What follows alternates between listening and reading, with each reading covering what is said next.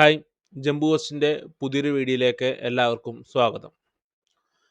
നമ്മുടെ മൈക്രോസോഫ്റ്റിൻ്റെ server administration ക്ലാസ്സിൻ്റെ തുടർച്ചയായിട്ട ക്ലാസ്സുകളാണ് ഇന്ന് നമ്മൾ അപ്ലോഡ് ചെയ്യാനായിട്ട് പോകുന്നത്.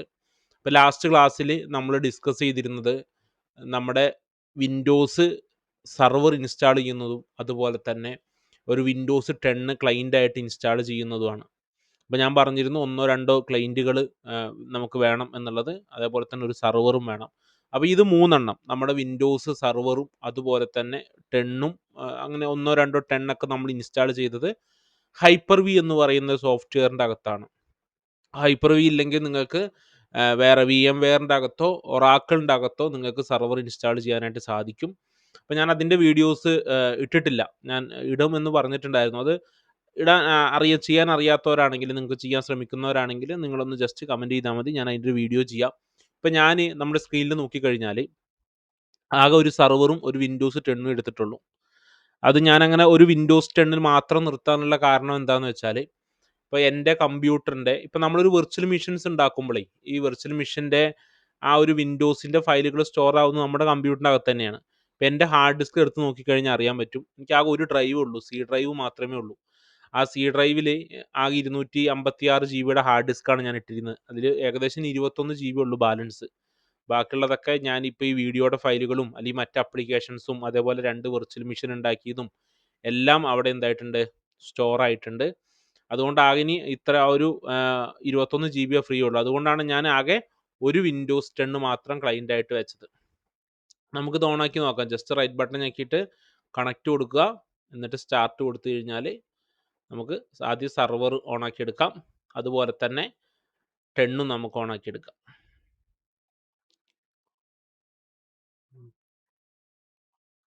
ഇവിടെ നിങ്ങൾക്ക് സെർവറിൻ്റെ ഡിസ്പ്ലേ സൈസ്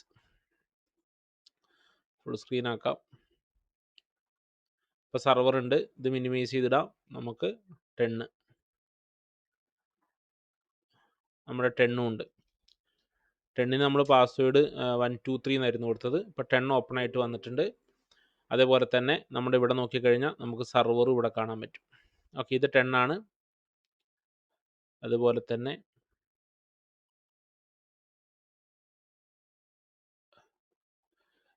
ഇവിടെ നമുക്ക് ഒന്നിൽ 10ഉം ഒന്നിൽ നമുക്ക് ഇതേപോലെ സെർവർ എടുത്തിടാം.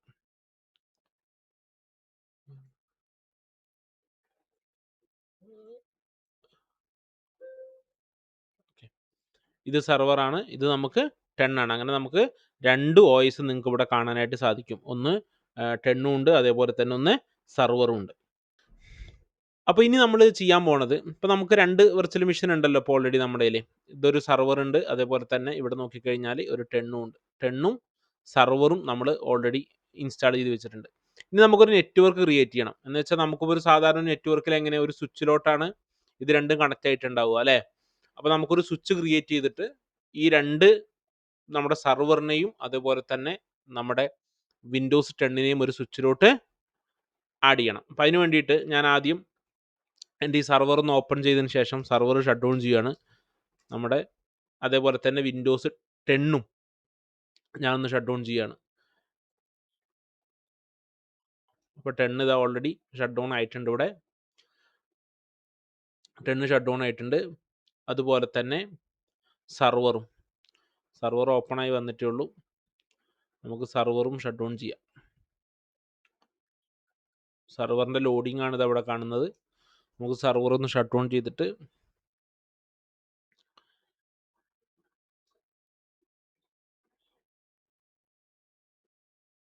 ഷട്ട് ഡൗൺ കൊടുത്തു. സെർവറും ഷട്ട് ഡൗൺ ആയി.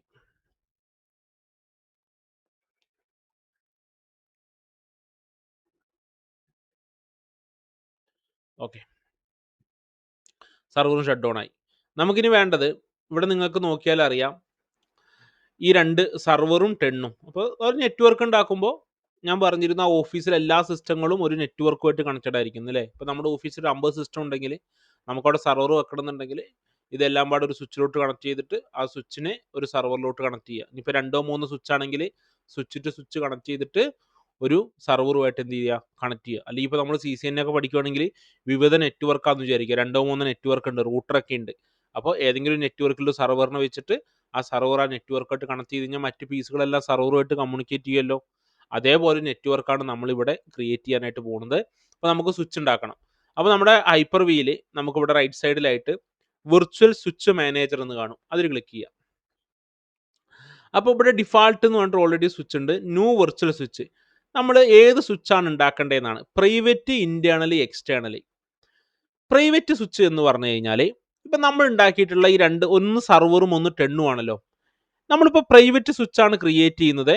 ഈ രണ്ട് OSനെയും സർവറിനെയും വിൻഡോസ് 10നെയും ഈ പ്രൈവറ്റ് സ്വിച്ചിലോട്ട് കണക്ട് ചെയ്ത് കഴിഞ്ഞാൽ സർവറും ആ ടെണ്ണും തമ്മിൽ കമ്മ്യൂണിക്കേറ്റ് ചെയ്യും. എൻ്റെ ഫിസിക്കൽ മെഷീനുമായിട്ട് കണക്ഷൻ ഉണ്ടാവില്ല. അത്തരം സ്വിച്ചിനെയാണ് നമ്മൾ പ്രൈവറ്റ് സ്വിച്ച് എന്ന് വിളിക്കുക. ഇന്റേണൽ സ്വിച്ചാണ് ഞാൻ ക്രിയേറ്റ് ചെയ്യുന്നതെങ്കിൽ ഈ സർവറും അതേപോലെ വിൻഡോസ് 10ഉം പിന്നെ എൻ്റെ ഈ ഫിസിക്കൽ മെഷീനില്ലേ ആ ഫിസിക്കൽ മെഷീനും തമ്മിൽ കമ്മ്യൂണിക്കേറ്റ് ചെയ്യും. അങ്ങനത്തെ നെറ്റ്വർക്കിനെ ഇന്റേണൽ സ്വിച്ച് എന്ന് വിളിക്കാം. എക്സ്റ്റേണൽ സ്വിച്ചാണ് ഞാൻ ക്രിയേറ്റ് ചെയ്യുന്നതെങ്കിൽ എൻ്റെ സർവറും ഞാൻ ഉണ്ടാക്കിയ വെർച്വൽ മെഷീൻ ആയിട്ടുള്ള വിൻഡോസ് 10ഉം അതേപോലെ എൻ്റെ ഫിസിക്കൽ PC-യും എൻ്റെ ഫിസിക്കൽ PC കണക്ട് ചെയ്തിട്ടുള്ള നെറ്റ്വർക്ക് ഇല്ലേ ആ നെറ്റ്വർക്കുമായിട്ടും ഈ വെർച്വൽ മെഷീൻസ് കമ്മ്യൂണിക്കേറ്റ് ചെയ്യും. അത്തരം സ്വിച്ചിനെയാണ് നമ്മൾ എക്സ്റ്റേണൽ സ്വിച്ച് എന്ന് വിളിക്കുക. അപ്പോൾ നമുക്കിവിടെ വെർച്വൽ മെഷീനിൽ ഏതാണ് ക്രിയേറ്റ് ചെയ്യേണ്ടത്? നമുക്കിവിടെ പ്രൈവറ്റ് സ്വിച്ച് ക്രിയേറ്റ് ചെയ്യാം. പ്രൈവറ്റ് സ്വിച്ച് ക്രിയേറ്റ് ചെയ്ത് കഴിഞ്ഞാൽ എൻ്റെ സർവറും എൻ്റെ വിൻഡോസ് 10ഉം ആ ഹൈപ്പർ വിയിലകത്തിരിക്കുന്ന OS ഇല്ലേ അവർ തമ്മിൽ അങ്ങോട്ടും ഇങ്ങോട്ടും എന്ത് ചെയ്യും? കമ്മ്യൂണിക്കേറ്റ് ചെയ്യും. അപ്പോൾ ഇവിടെ ഞാൻ ഉണ്ടാക്കുന്നത് പ്രൈവറ്റ് സ്വിച്ച് ആണ്. നമുക്ക് ഹൈപ്പർ വി എന്ന് പറയുന്ന ഒരു ടോപ്പിക്ക് തന്നെ നമ്മൾ സർവറിൽ പഠിക്കാനുണ്ട്. അപ്പോൾ ഞാൻ ഒന്നും കൂടെ ക്ലിയർ ആയിട്ട് പറഞ്ഞുതരാം. ഇപ്പോൾ ഞാൻ ജസ്റ്റ് ലാബ് സെറ്റ് ചെയ്യാൻ വേണ്ടിയിട്ട് മാത്രം പ്രൈവറ്റ് സ്വിച്ച് ക്രിയേറ്റ് ചെയ്യുകയാണ്. അപ്പോൾ ക്രിയേറ്റ് വെർച്വൽ സ്വിച്ച് കൊടുത്തു. സ്വിച്ചിന് എനിക്കൊരു പേര് കൊടുക്കാം. ഞാൻ സ്വിച്ചിന് പേര് ജംബ് ഹോസ്റ്റ് എന്ന് കൊടുത്തു. പ്രൈവറ്റ് സ്വിച്ചാണ് ക്രിയേറ്റ് ചെയ്യണത്. അപ്ലൈ. ഓക്കെ. അപ്പോൾ ഞാനൊരു സ്വിച്ച് ക്രിയേറ്റ് ചെയ്തിട്ടുണ്ടല്ലോ. എനിക്ക് ഈ സർവറിനെ വിൻഡോസ് 10നെ ഇനി സ്വിച്ചുമായിട്ട് കണക്ട് ചെയ്യണം. അപ്പോൾ സർവർ എടുത്തു, സർവറിൻ്റെ സെറ്റിങ്സ് എടുത്തു. സെറ്റിങ്സിൽ ഇവിടെ നെറ്റ്വർക്ക് അഡാപ്റ്റർ എന്നുണ്ടാകും. അവിടെ വിർച്വൽ സ്വിച്ച് കണ്ടോ, ഇവിടെ ക്ലിക്ക് ചെയ്ത് കഴിഞ്ഞാൽ ഞാൻ ഉണ്ടാക്കിയ സ്വിച്ച് വന്നിട്ടുണ്ട്. സ്വിച്ച് സെലക്ട് ചെയ്തു, അപ്ലൈ. ഓക്കെ. അടുത്തത് സെലക്ട് ചെയ്തു, ഇവിടെ സെറ്റിങ്സ് എടുത്തു, അതിനുശേഷം നെറ്റ്വർക്ക് അഡാപ്റ്റർ എടുത്തു, വിർച്വൽ സ്വിച്ച് എടുത്തു, ജംബ് ഹോസ്റ്റ് സെലക്ട് ചെയ്തു, അപ്ലൈ. ഓക്കെ. ഇപ്പോൾ രണ്ട് വെർച്വൽ മെഷീൻസും ആ സ്വിച്ചുമായിട്ട് കണക്റ്റ് ആയി. നമുക്ക് ഓണാക്കി നോക്കാം. ഫസ്റ്റ് വെർച്വൽ മെഷീൻ എടുത്തു, സ്റ്റാർട്ട് കൊടുത്തു. രണ്ടാമത്തെ എടുത്തു, സ്റ്റാർട്ട് കൊടുത്തു.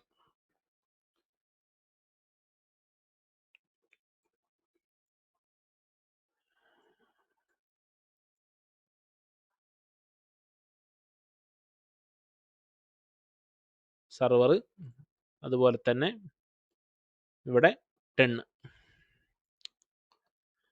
വന്നിട്ടുണ്ട്. 10ഉം സർവറും വന്നിട്ടുണ്ട്. ആദ്യം സർവറിലോട്ട് പോവാം. സർവറിൻ്റെ പാസ്വേഡ് അടിച്ച് നമുക്ക് ഓപ്പൺ ചെയ്യാം. admin 123. ഇവിടെ നമുക്ക് ഇപ്പോൾ സ്വിച്ചുമായിട്ട് നമ്മൾ കണക്ട് ചെയ്തിട്ടുണ്ടല്ലോ അല്ലേ. ജംബ് ഹോസ്റ്റ് എന്ന് പറഞ്ഞ സ്വിച്ചുമായിട്ട് കണക്ട് ചെയ്തിട്ടുണ്ട്. സർവർ മാനേജർ ഓട്ടോമാറ്റിക്കായിട്ട് ഓൺ ആയിട്ട് വന്നു. ക്ലോസ് ചെയ്ത് കൊടുക്കുക സർവർ മാനേജർ. നെറ്റ്വർക്കിൻ്റെ റൈറ്റ് ബട്ടൺ ക്ലിക്ക് ചെയ്യുക, പ്രോപ്പർട്ടീസ് എടുക്കുക. ഇതിൽ ചേഞ്ച് അഡാപ്റ്റർ സെറ്റിങ്സ് എടുക്കുക. നമ്മുടെ സ്വിച്ച് ഇത് അവിടെ കണക്റ്റ് ആയിട്ടുണ്ട് കണ്ടോ. ഇവിടെ നമുക്ക് പ്രോപ്പർട്ടീസിൽ പോയി നമുക്കിവിടെ IP വേർഷൻ 6ഉം 4 വരും. അതിൽ IP വേർഷൻ 4 IP സെറ്റ് ചെയ്യണമല്ലോ ആദ്യം. അപ്പോൾ IP വേർഷൻ 4 എടുത്തതിന് ശേഷം നമുക്കിവിടെ IP സെറ്റ് ചെയ്ത് കൊടുക്കാം. സർവറിന് നമുക്ക് ഇഷ്ടമുള്ളൊരു IP, ഞാൻ ഇപ്പോൾ എക്സാമ്പിളായിട്ട് 192 168 10 1 കൊടുത്തു. IP എടുത്തിട്ടുണ്ടോ എന്ന് ചെക്ക് ചെയ്ത് നോക്കാം. വിൻഡോ കീ മാർഗം കൊണ്ട് പ്രസ് ചെയ്യുക, CMD അടിക്കുക, IP കോൺഫിഗ്.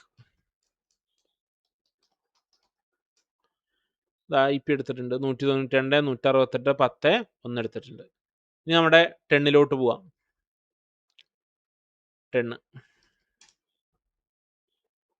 10ൽ ഡെസ്ക്ടോപ്പ് ഐക്കൺസ് ഒന്നും സെറ്റ് ചെയ്തിട്ടില്ല.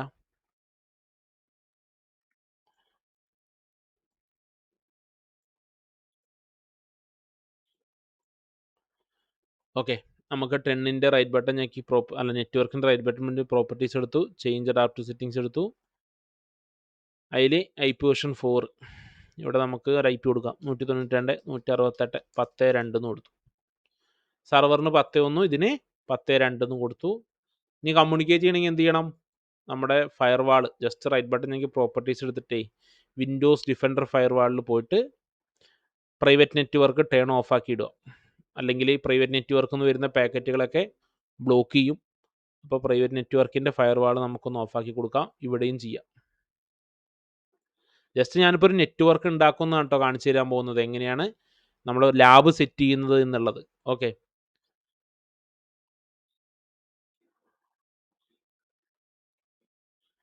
Change adapter settings. നമുക്ക് ഫയർവാളാണ് ഓഫ് ആക്കേണ്ടത് അല്ലേ. അപ്പോൾ ഡിഫൻഡർ ഫയർവാൾ ടേൺ ഓഫാക്കിയിട്ടു. അപ്പോൾ നമുക്കിനി കമ്മ്യൂണിക്കേഷൻ നടക്കുന്നുണ്ടോ ജസ്റ്റ് ഒന്ന് ചെക്ക് ചെയ്ത് നോക്കാം. വിൻഡോ ക്യൂ മാറും കൂടെ പ്രസ് ചെയ്തു, കമൻറ്റ് ബോക്സ് എടുത്തു, IP കോൺഫിഗ് അടിച്ചാൽ നിങ്ങൾക്ക് IP കാണാൻ പറ്റും. Ping space 192.168.10.2. ഇപ്പോൾ 10.2 പിങ് ആവുന്നുണ്ട്. ഇപ്പോൾ നമ്മുടെ സർവർ ഇരിക്കുന്നതും വിൻഡോസ് 10 ഇരിക്കുന്നതും ഒരു നെറ്റ്വർക്കിലാണ്. ഇങ്ങനെയാണ് നമ്മുടെ ഓഫീസിലെ എല്ലാ PC-കളെയും സ്വിച്ചുമായിട്ട് കണക്ട് ചെയ്തിട്ട് സർവർ വെക്കേണ്ടത്. ഇപ്പോൾ നമ്മൾ ലാബ് നിങ്ങൾക്ക് സെറ്റ് ചെയ്ത് മനസ്സിലായി. ഇനി ഈ ലാബിലാണ് നമ്മൾ ബാക്കിയുള്ള ക്ലാസ്സുകളൊക്കെ ചെയ്യുന്നത്. ഇപ്പോൾ നമ്മൾ ജസ്റ്റ് സർവറും സ്വിച്ചും ഒരു നെറ്റ്വർക്കിലാണ് ഇരിക്കുന്നത് എന്ന് പറഞ്ഞതുകൊണ്ട് ഒരിക്കലും സർവർ സ്വിച്ചുമായിട്ട് എന്ത് ചെയ്യില്ല, കമ്മ്യൂണിക്കേറ്റ് ചെയ്യില്ല. സ്വിച്ചുമായിട്ട് കമ്മ്യൂണിക്കേറ്റ് അല്ല, സർവറിൻ്റെ അണ്ടറിലോട്ട് ആ PC വന്നിട്ടൊന്നും ഉണ്ടാവില്ല. ഏത് നമ്മുടെ വിൻഡോസ്. നമ്മളിനി സർവറിൽ ഒരുപാട് കാര്യങ്ങൾ ചെയ്തിട്ട് മാത്രമേ സർവർ ഇരുന്നിട്ട് ആ PC-കളൊക്കെ നമുക്ക് കൺട്രോൾ ചെയ്യാനായിട്ട് പറ്റുള്ളൂ. അപ്പോൾ വരും ക്ലാസ്സുകളിൽ നമ്മളിനി അതാണ് പഠിക്കുന്നത്. ഇതിപ്പോൾ നിങ്ങൾക്ക് ക്ലിയർ ആയിട്ടുണ്ട് എന്ന് വിചാരിക്കുന്നു. എന്തെങ്കിലും ഡൗട്ടും കാര്യങ്ങളൊക്കെ ഉണ്ടെങ്കിൽ നിങ്ങൾ കമൻറ്റിൽ രേഖപ്പെടുത്തുക. നമുക്ക് അടുത്ത വീഡിയോയിൽ പുതിയൊരു ടോപ്പിക്, എങ്ങനെയാണ് ഒരു ന്യൂ ഡൊമൈൻ ക്രിയേറ്റ് ചെയ്യുന്നത് എന്നുള്ള ഇമ്പോർട്ടൻ്റ് ആയ ടോപ്പിക്കാണ്, അതുമായിട്ട് കാണാം.